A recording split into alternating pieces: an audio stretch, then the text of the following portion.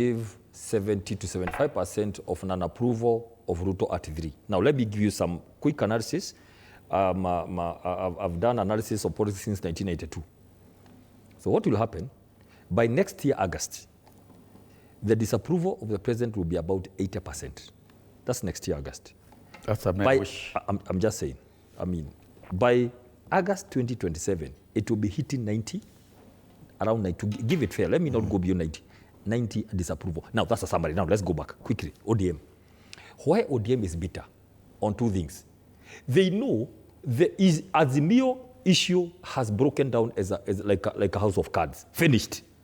There's no Azimio, there's no Western, there's no Kisii, there's no Kamba. Right? Very little bits of Northeastern, a bit, and Luo Nyanza. Minus, Azimio minus Western, Kisii, Masai, half of them, like 70% gone, Northeastern.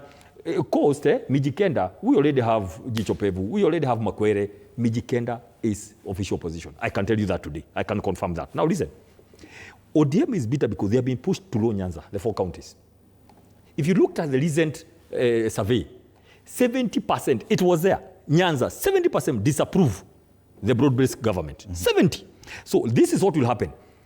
If Raila decides to vie, if Raila decides to support Ruto, the turnout when he was vying for president in 2022 was 66%. The turnout will be about 25 to 30. That one I can tell you today, if he decides to support Ruto. Now, because Gen Zs, millennials, and many people who are not benefiting from this top cream, these juices and honey that's being taken here, just a few guys, okay? Now, if he decides to vie anyway, because again, I can tell you what I see about Raila. Raila he doesn't like so many things. He becomes a candidate so that he can be able to get hold of the nominations for governor, MP, senators, that team there. Okay, he may decide to fight that, but it will not be a loss to us. It will be a loss to them anyway. But they are bitter because they lost that grip from across the country. They are losing many people. 10 ODM MPs from Western, gone and gone. But look at this. This is what surprises me. Even if they are unhappy, why throw it at us? Look at the issue of ODM, the party leader getting unwell, Fred. Who wished Raila Odinga to be dead? Let's talk because it's been the news. Did you hear anywhere Gachagua say anything about that? Who started the story? ODM did a story blaming the Honorable Raila Gachagua and Kalonzo Musyoka for spreading some falsehood.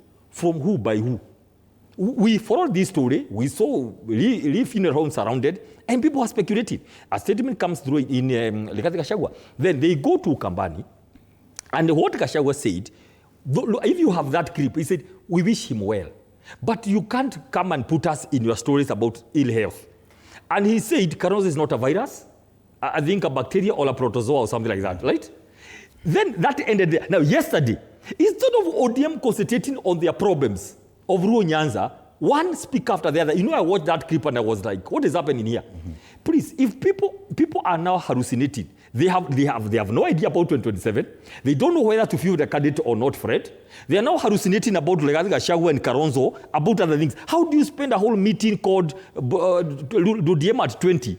To talk about Rigathi Gachagua, who had not talking about Raila being ill or whatever, you drag his name, he go clarifies in Ukambani, but you still have the time for 2 hours to discuss about Rigathi Gachagua. Please, I want to tell ODM, you made your choices. We don't need you in the official position, by the way. We don't need ODM. We don't need the partnership of Raila Odinga. Let Wanga and Joho, because they are still playing the two politics of we are in government, we are out of government. I can tell you whatever happens, Fred, ODM is on its own. They are going to stick with this government and they are going to go home together. All right. That's the truth of the matter. So this moving here and there and all that. Now, on Mount Kenya, you have had something. The last 2 weeks or 3 weeks, when the president was meeting Muranga people, for the first time, he began saying, Murima, Mount Kenya is what killed tribalism in Kenya. Hey, it is coming home slowly. But by the time he was impeaching Rigathi Gachagua, everybody in Mount Kenya was a tribalist. Rigathi Gachagua was a tribalist. But now, that narrative of tribalism never failed, never kicked. It failed on his face. He's now knowing, if I come playing this tribal card on Mount Kenya, it's going to work against me. Slowly he's coming to begin to say, you know, Mount Kenya is what killed tribalism. Because by the time the Mount Kenya was voting President Ruto, he was not a Kikuyu. He was from another community. Now, the second person I've heard talk about him is Sosion here. Oh, you know, Mount Kenya here. You know, it's very non-tribal. Hold on, you have not seen anything yet. When Mount Kenya make a decision, Mount Kenya decided to vote in Ruto on 9th of March during the handshake between Uhuru Kenyatta and Raila Odinga. I can tell you this friend seated here. The day Gachagua went home, that is the day Mount Kenya decided Ruto is one term, and nothing will change that. By the way, we are waiting for the days. Talking about one term, that's the biggest headline on the front page of the People Daily today.